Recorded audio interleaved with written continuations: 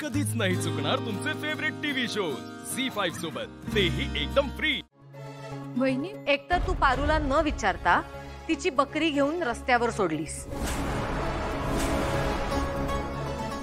तिची बकरी चोरलीस आणि मटणवाल्याला देऊन टाकलीस।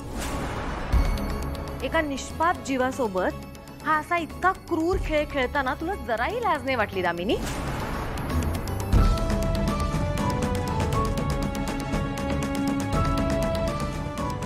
माझ्या नियमांवर काहीही चुकीचं चाललेलं मी खपवून घेणार नाही।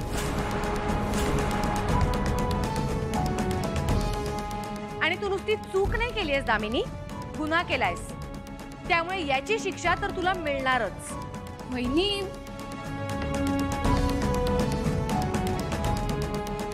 आणि कारण काहीही असलं तरी पारूने सुद्धा हे माझ्यापासून लपवून ठेवलं, त्यामुळे तिलाही शिक्षा मिळणार।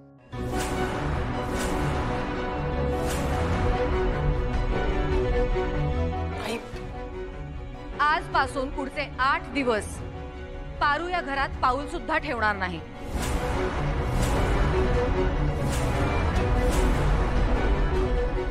आणि दामिनी, आजपासून पुढचे 8 दिवस तू पारूची सगळी कामं करशील, काय?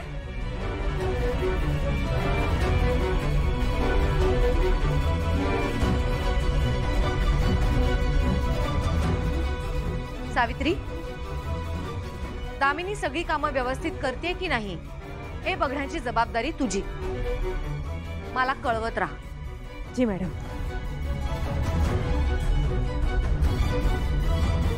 वहिनी, मला ही शिक्षा अजिबात मान्य नाहीये। हा, ही पारू या घरातली नोकर आहे आणि मी या घराची सून आहे।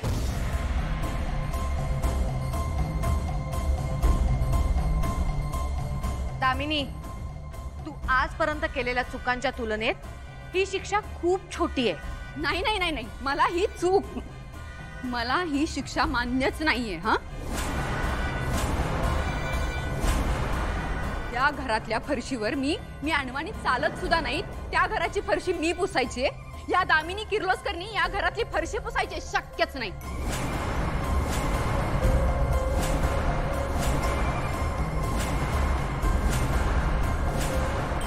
त्यापेक्षा ना मी हे घर सोडून जाते। चला। हॅलो,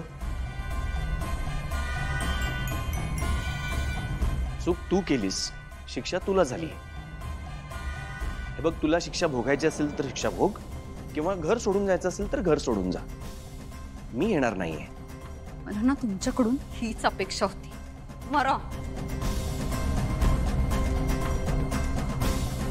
वहिनी, मी आलो।